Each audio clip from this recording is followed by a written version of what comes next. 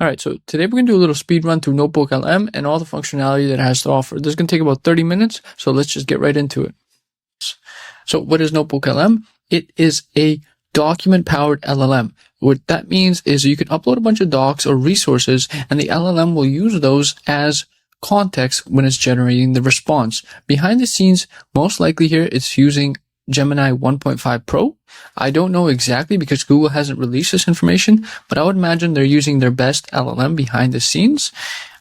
So here we can upload PDFs, Google Docs, Google Slides, web links, text, and YouTube transcripts. All of this source material goes inside a single notebook.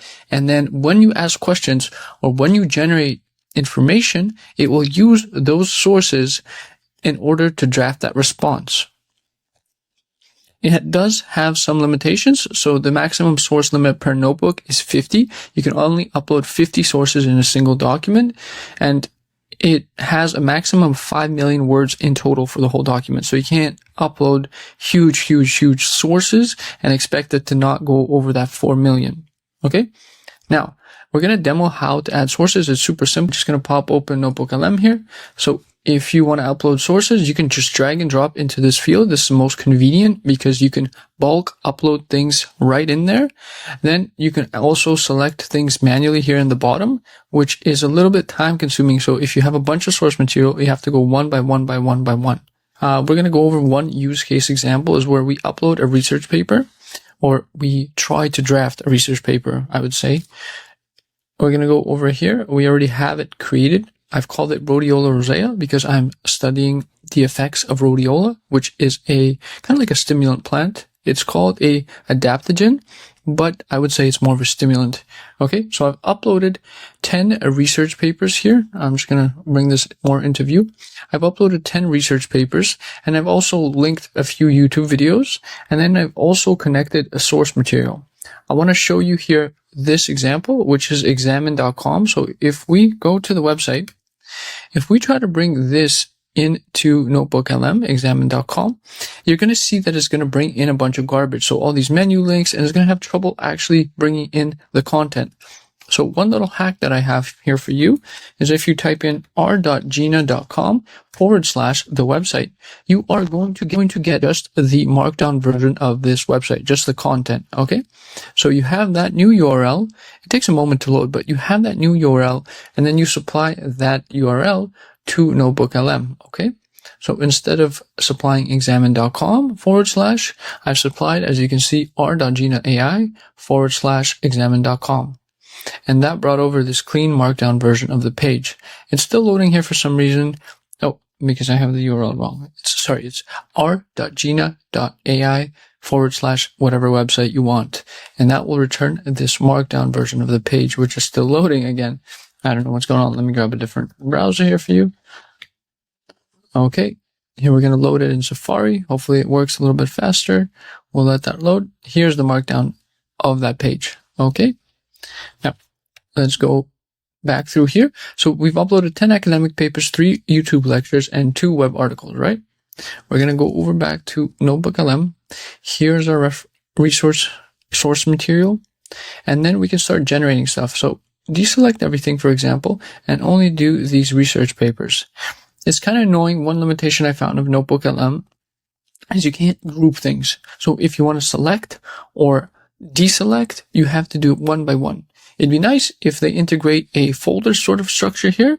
Guessing that they're going to do that soon, because then you can basically put all the research documents in one folder, all the YouTube stuff in another folder, and kind of organize it by the value of those resources or kind of the information that they provide. So if you have all the things selected here, then you can go ahead and go to, I'm going to put this more into view, notebook guide, and then just let's say we want a briefing doc. Okay. It's going to generate a briefing doc, which is essentially a quick summary of all of what is discussed in those research papers. And then you can also ask it questions, for example, dosage. Let's say I want to pick everything here. What is a good starting dosage? Okay. And for comparison, I'm just going to pull up ChatGPT here. Sorry, I'm going to just bring it over here. All right. Let's say, what is a good starting dosage of rhodiola rosea? I don't know if I spelled that correctly. I'm just going to copy it from here. Rhodiola rosea. Just going to delete that. All right, send that over to ChatGPT just to compare our answer. One is source material. The other one is ChatGPT. ChatGPT suggests 2 to 400 milligrams per day. And here we're suggesting as low as 50 milligrams. For acute usage, 288 to 680. I don't know why that weird precise number, but okay. It's sourced from somewhere here, which is examine.com. We can just go ahead and select everything again. You'll see that if you keep asking the same question, it might give you a different answer. What is a good starting dosage? Let's just ask it that same question we asked ChatGPT, so it gives it a little bit more context. All right, so I would say this is more precise, just quickly, and it summarizes where it's given.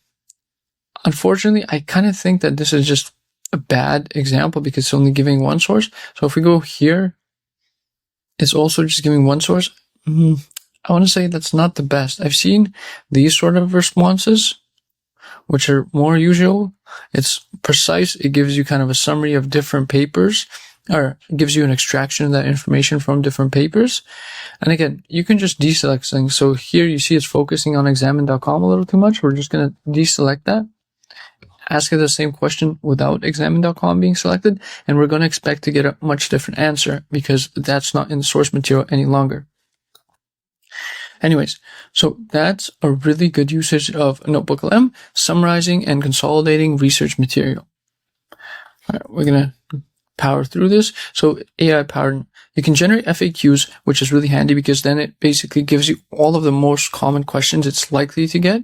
So again, I'm going to give you an example. We're going to jump here, Notebook Guide FAQ, and it's going to generate some of the most expected questions somebody is likely to have based on the source material. It's kind of guessing these. It's using LLM technology to estimate what the FAQs will be.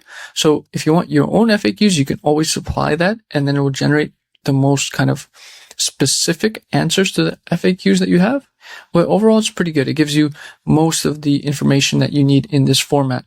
Summarize content, produce table contents, develop timelines. So this is good if you have basically like biographical stuff, which goes in a certain series of events. Let's say you're doing research on a certain topic or certain events. You can drop those in here and then develop a timeline, which will give you a chronological order of events. You can draft nice briefing documents also. This is a really good use. So essentially you have a bunch of meeting notes and then you draft a briefing doc consolidating all those meeting notes. And study guides is also excellent because if you have a bunch of lectures and stuff, you drop them in, you create a study guide for yourself. It's got question answers. Typically those notes are a little bit too broad in nature, and I like to go through prompting to kind of give me the exact stuff I want. Content summarization, again, it's one of the best uses for this tool. Okay. Actually, before we go on here, I want to show you, where is it? Magazines. All right. I've uploaded a bunch of magazines here. So you know how magazines are essentially the old way that you would get consolidated information. There's newspapers and there's also magazines. Magazines essentially cover kind of the events of a month or a week or so. So here I've uploaded a bunch of business magazines. And then I can generate a timeline of everything that happened that month. I can get myself a briefing doc, so I'll be up to date on the latest industry news without opening each magazine individually. So this is an excellent method because all the repetition of individual magazines is stripped out, and what you're getting is kind of a bird's eye view of all the individual kind of things that occurred in the magazines or were discussed in the magazines. All right. So it's excellent for this. Book research, if you want to do book research, so let's say you're studying a new topic, right? You plug in, same as my magazine example, you plug in a bunch of books on that topic, and then you get a consolidated bird's eye view of that topic. It's like reading a bunch of books and then getting a summarized view of all the kind of knowledge contained in there. Sure, you're going to want to dive into the details and maybe read a specific book out of those to get all the nuances, but that bird's eye view is excellent, and NotebookLM is how you get it. Okay, so let's go to it. Intelligent chat interface. So again, the chat interface here allows you to ask questions on docs. So for example, we have this briefing document. And let's say this point of interest is what interests us the most. We take that topic. Can you please go in depth on? So can you please go in depth on US Treasury yields? You send that over via the chat, and that will go much more detailed on that topic. So you use chat to kind of refine the topics that you would like NotebookLM to summarize or to pull out or to kind of discuss, right? It's not as good back and forth because it's using a much larger context instead of using just the chat conversation and focusing on the chat conversation. It's more so focusing on the documents, all right? But it is exceptionally good at cross-referencing information. So if you have a topic and you want to go deeper into it, you can ask it and it's going to give you all the consolidated details on it and source it to where it's getting that information. Then you can jump back in. One thing that's kind of annoying with the sources thing at this moment, or the sources feature set, is when you do a source, for example, this, I clicked on 3, it gave me where it's getting from. So I see it's from this magazine and I see the section of text which it pulled it from. However, it's very annoying because it doesn't give me the PDF page for this, right? So if I want to jump into the PDF, if I want to jump into the magazine, I have to do a text search for this specific part. I can't just jump to a certain page. If it's actual physical material, like for example, let's say you put in scan documents and you want to reference the catalog that you have in front of you, you can't just jump to the page. You have to figure out which page or where it's getting this from by actually doing a text search on the computer, finding where that source is, and then looking it up in the physical piece of documentation. All right. So overall, it's great because the citations do work and they point to the text, but it's got that. But overall, it's great because the citations do point to the source material, yet it's got that kind of disconnect so far. I'm sure they're going to improve it if they keep this product around. Knowing Google, that's kind of 50-50 at this point. One thing about the sources I also want to mention is if you have this chat with the sources linked and you go ahead, you want to reference this later because chats disappear, okay? Notes don't, chats disappear. You want to reference this later, you save it as a note, but now the citations have been stripped, okay? Here's the citation. It's in this format. They actually just did this. So the citations are actually stripped from the text. They're not here. They're no longer here. So if you want to copy and paste into a different material or into a different form, you're going to get it without citations. They'll be stripped out from the incoming piece of text. They're going to be still linked here. You can always go back to NotebookLM, but if you want to do this for academic purposes, you're going to have to figure out the citations yourself in order to put in your final document. Okay. Audio overview. Okay. So the audio overview system, if we go to our rhodiola rosea example and open our notebook guide. So I've loaded a conversation based on everything that was discussed here. A conversation is essentially a podcast between two speakers. If we go ahead and play this. Okay, so you've been digging into this rhodiola rosea, haven't you? I mean, you sent me a ton of research. A lot out there. A lot of it, but it won't necessarily make you a chess grandmaster overnight. All right, so what it does is it generates a podcast on the fly with two speakers sounding extremely natural. It's a little bit repetitive if you keep using this feature. You'll see one time it's kind of, oh, cool, this is how they speak. But if you use it over and over again, you'll be like, this is how they speak all the time, okay? But overall, it's really nice because it gives you an overview of all the research material and you can just put a bunch of resources in here, plug it in, generate this, grab it on your phone, go for a walk, and then get a summary, which is pretty easy to listen to, of all the information in your notebook. This is a great feature, and I can't wait till they roll out these voices in a separate API, and then you can kind of generate a more nuanced podcast, all right? Similar to this tool that I showed you, there's another one called Illuminate by Google. So this is a little bit different because you can't plug in all the source material you want. You're essentially restricted to research papers and reports based on PDFs, which are limited to some domains. Anyways, I won't get into all the details, but here you can plug in a paper and then it does the exact same thing. The reason powered by Google Illuminate. Okay. So the reason why I wanted to show you this is because when you go to generate here in Google Illuminate and you pick a topic, optimal diet, okay? Optimal diet, blah, blah, blah. What is the optimal preference? Okay, horrible. Let's just go ahead and pick this topic. What you can do is you can change the audience, you can change the length of the summarization, and you can change the tone. So you have a little bit of settings here that you can play with, as opposed to Google's NotebookLM, which you're basically just stuck with whatever they've predefined these two. Now, content repurposing. This is an excellent use case because what you can do is you take an article or you take a few articles on a topic. Let's say you're researching a new topic. You go to YouTube or you go to your favorite source. You take all the information on that topic, plug it into NotebookLM, and then you can use that as a starting point when you're creating your own content on that material. So let's say I was researching NotebookLM, right? I can go to YouTube, get all the top videos on NotebookLM, summarize them, get a brief on everything that was discussed, get a timeline, then go ahead and just create a new blog post which summarize all these videos and maybe timestamp links to the individual videos. That'd be pretty useful for a lot of people. And it's essential to generating good content because you're not using LLMs strictly. You're using LLMs to do kind of the grunt work of writing, for example, or the grunt work of organization, but you're using actual research and source material, which is of high quality and not just hallucinated by an LLM. Okay. Granted, now with all the stuff that's populating the internet being LLM generated, you might be basing your new material on hallucinated material. So there's that.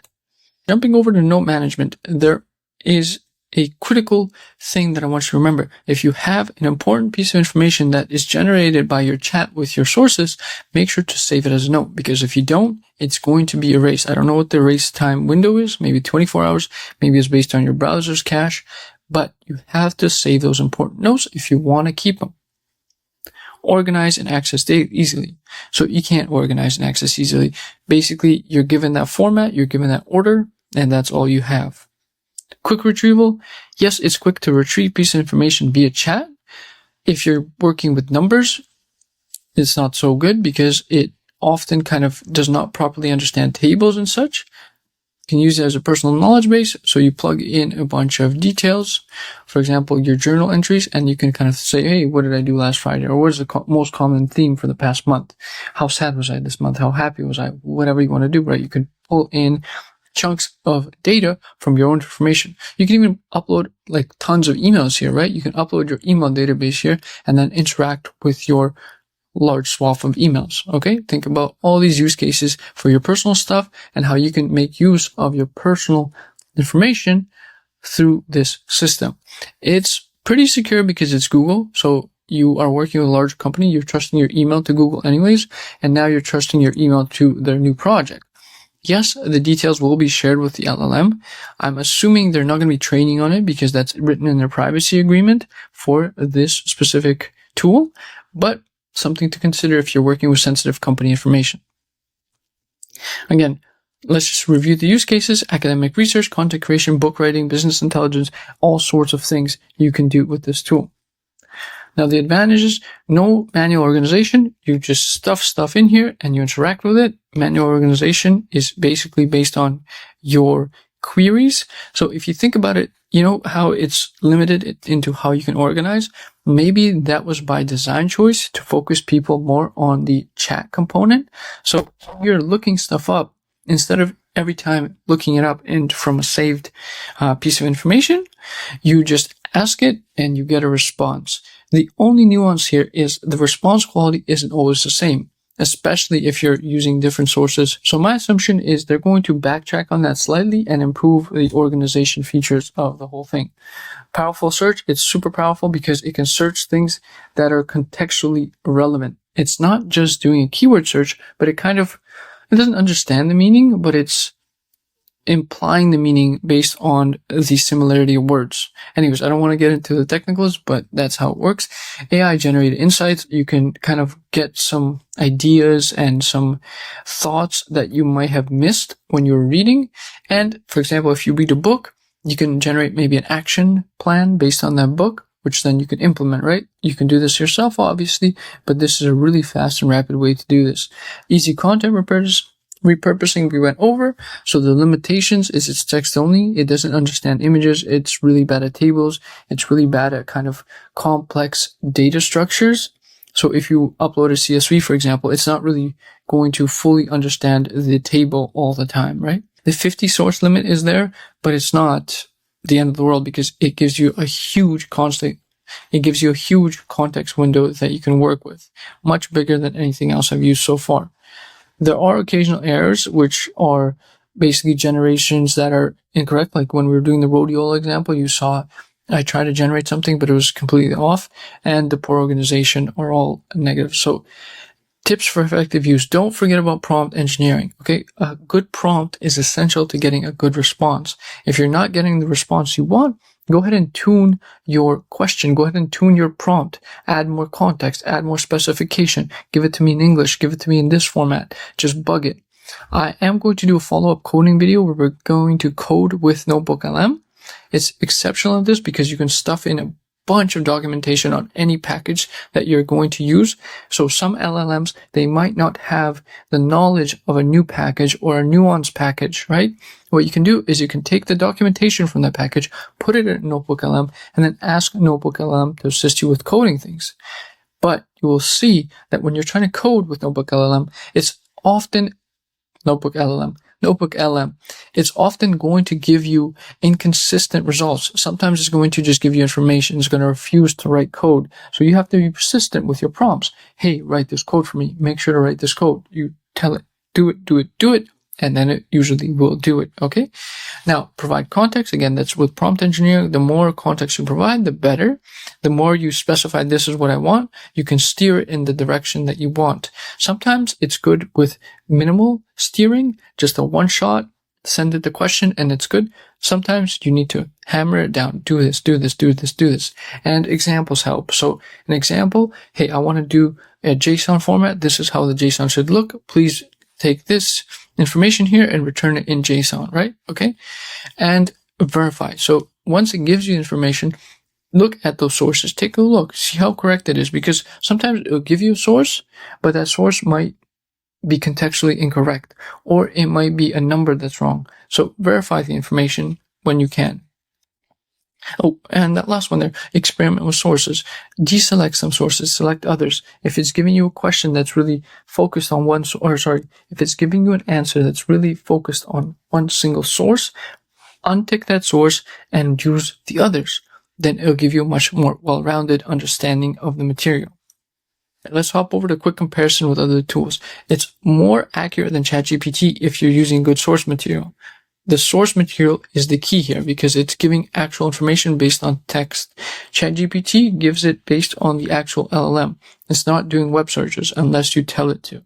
Okay? It's focused on knowledge management. You take a bunch of knowledge, you consolidate it, you work with it, you kind of regurgitate it almost, right? And it has good integration with Google's ecosystem. You can pull in slides or docs directly from your Google workspace if that's what your company uses. Now, future potential. Perhaps they might add image and video analysis. That would be fantastic. They can expand the language support and they can increase the source limits, okay? Ethical considerations. The privacy thing, you got to make sure that the content you're feeding into here, either you own or it's kind of publicly available.